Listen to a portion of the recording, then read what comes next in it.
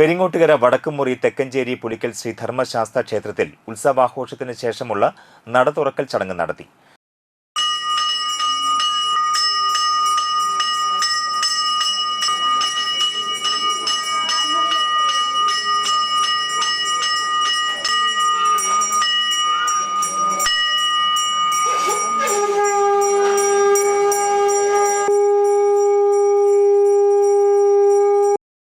Central കമ്മിറ്റിയുടെ ആഭിമുഖ്യത്തിൽ നറുക്കെടുപ്പും വിജയികൾക്കുള്ള സമ്മാന വിതരണവും ക്ഷേത്രാങ്കണത്തിൽ നടന്നു.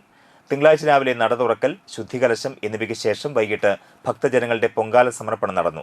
ഭാരവാഹികളായ പ്രസിഡന്റ് മണികണ്ഠൻ കൊട്ടാരത്തിൽ, secretary Vadakkumthulli Unnikrishnan, treasurer Rajeesh TR, vice പ്രസിഡന്റുമാരായ ബാബുരാജ് പൂക്കാട്ട്, ഹരിദാസ് പൂക്കാട്ട്, ജോയിന്റ് സെക്രട്ടറിമാരായ Aravindakshan Alathi, Aswath TD, joint treasurer K Lalson, രക്ഷാധികാരികളായ സുനിൽകുമാർ പൂക്കൌട്ട്, മോഹനൻ പൂക്കാട്ട്, മാതൃസമിതി ഭാരവാഹികളായ president Latha Sivadasan, secretary Preeja Sathyan, treasurer Rajani Unnimon എന്നിവർ നേതൃത്വം നൽകി.